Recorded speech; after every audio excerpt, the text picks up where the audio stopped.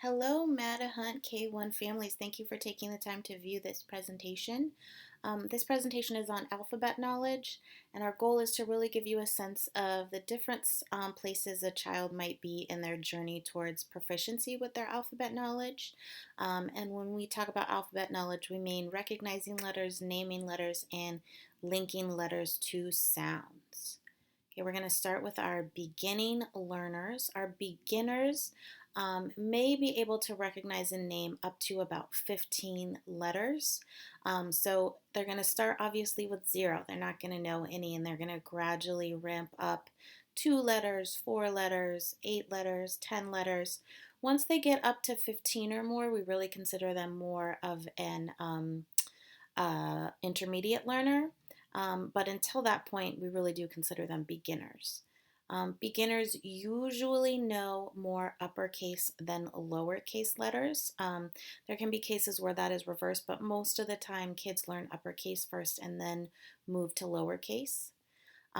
Often beginners can recognize letters but not name them. So you might hear your child say something like, oh, that's the letter in my name, or that's the letter that starts mom's name, but they're not able to tell you the name of those letters. That is a very typical trajectory. Their brains are learning to discriminate those visual symbols as well as attach names to them. So sometimes those things do not happen simultaneously.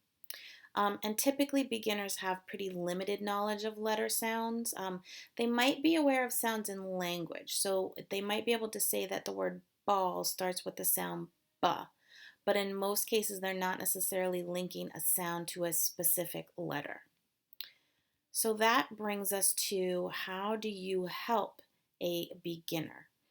So the first rule of thumb is to really work with a small group of letters at a time. I would say 4 to 6, not more than that. The reason is that their brains are actually doing a tremendous job. We take for granted our brains recognize letters so automatically as adults that we forget that they really are really arbitrary symbols. Some of them look very similar.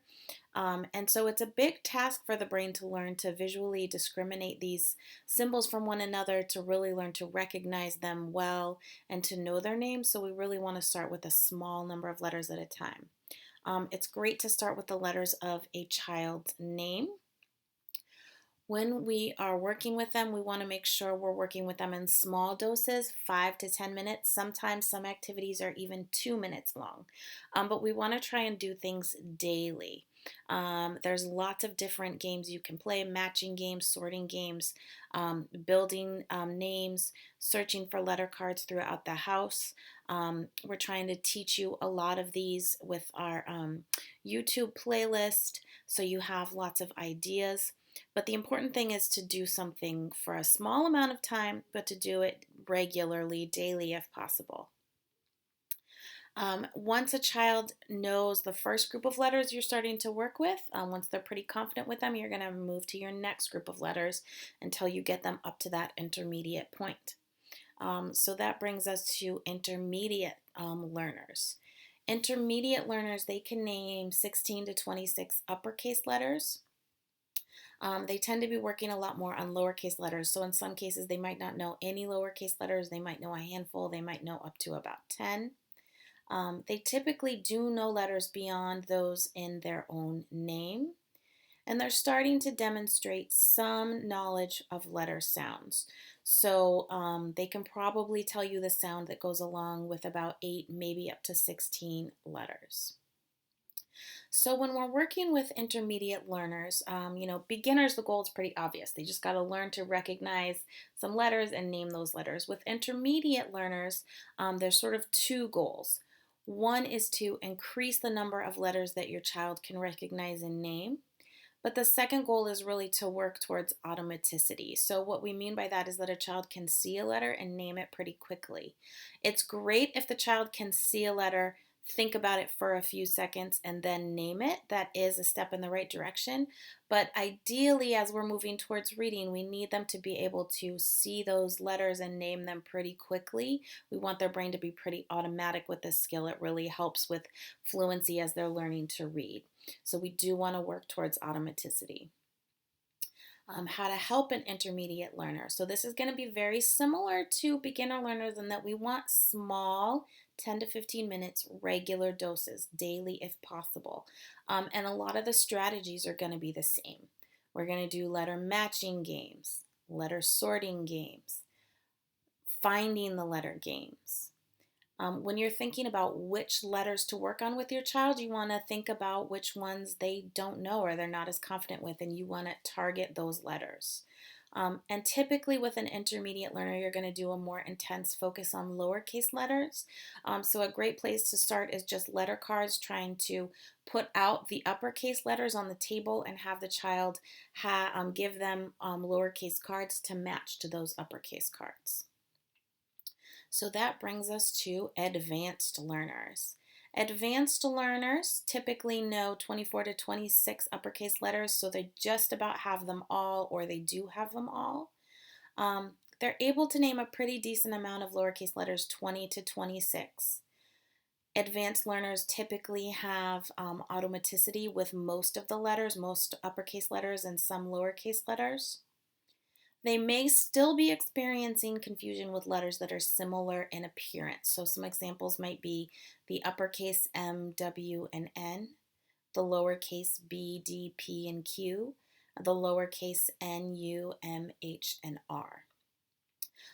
They typically do have fairly proficient knowledge of letter sounds. So for, I would say, 16 to 20 of the letters, they can tell you the sound that goes along with that letter. So what you want to think about with an advanced learner, again, the same as beginners and intermediate learners, we want to keep our doses of learning small, 10 to 15 minutes, but regular. Okay, we're going to use a lot of the same strategies, the letter matching games, the letter sorting games. But in the case of advanced learners, we want to focus on speed and automaticity. So really thinking about how fast your child can name the letters on a set of flashcards. So time them and then have them try and break their record from the day before. We also want to focus on any letters they're confused about. So if we know they're confusing the B and the D or the P and the Q, we want to start to focus on those letters when we're working with them. And that brings us to our master learners. So a master learner is going to name all 26 uppercase letters very accurately, very consistently. They're going to be able to name 22 to 26 lowercase letters accurately and consistently. The reason we don't say 26 lowercase letters to be considered a master is because some of those common confusions, the B and the D, the P and the Q, the U and the N, some of those can persist up into first grade and sometimes second grade. And once they're a master, that's when we start to move on to recognizing sight words, to starting to do guided reading and building their one-to-one correspondence with print. So we don't want to hold them back from those activities simply because they might not be completely accurate with the B and the D.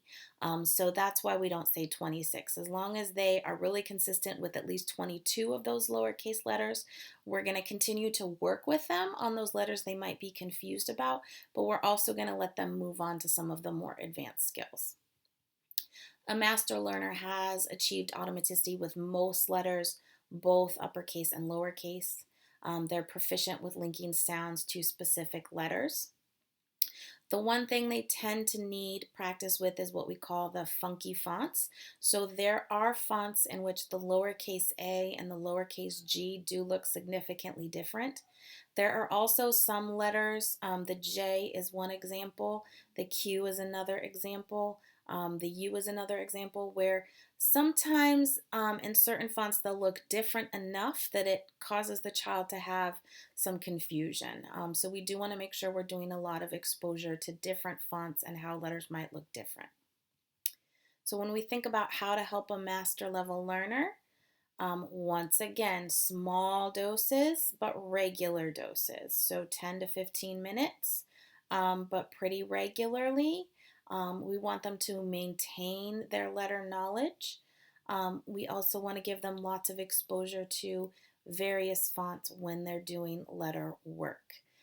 So some examples might be to do a letter hunt for A's or G's that look different. So you can go through books and see if they can find some of those examples of A's or G's that look different.